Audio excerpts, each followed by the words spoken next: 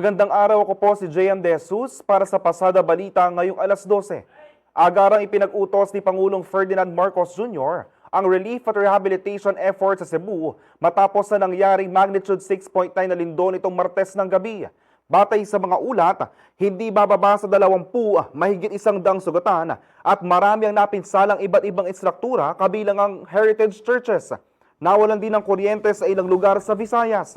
Inabisuhan na raw ni Department of Budget and Management o DBM Secretary Mina Pangandaman ang mga ahensya ng pamahalaan na gamitin ang kanilang Quick Response Funds o QRF batay sa atas ng Pangulo.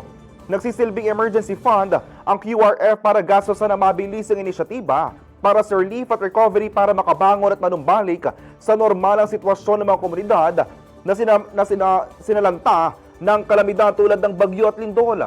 Ilan sa mga tanggabang magagamit agad ng QRF ay ang Department of Social Welfare and Development, Department of Public Works and Highways at Office of Civil Defense upang agad na makapaghatid ng tulong sa mga naapektuhan ng lindol. Maaring humiling muli ng karagdagang QRF ang mga government agencies kung nagamit na ang kalahati nito. Nakaantabay rin daw ang National Disaster Risk and Reduction Management o NDRM Fund para sa pangangailangan ng malalaking pondo katulad ng pagsasaayos ng mga nasirang mga pasilidad at heritage sites bukod pa sa mga mabilisang tulong sa mga lugar na matinding tinamaan ng lindol. Batay sa datos ng DBM, nasa mahigit 8 billion pesos ang NDRM Fund as of October 1.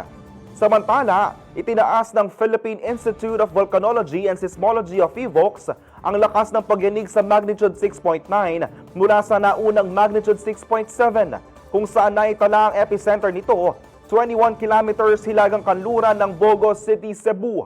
Umabot na sa 379 aftershocks ang naitala matapos ang nangyaring lindol na may lakas mula magnitude 1.4 hanggang magnitude 4.8.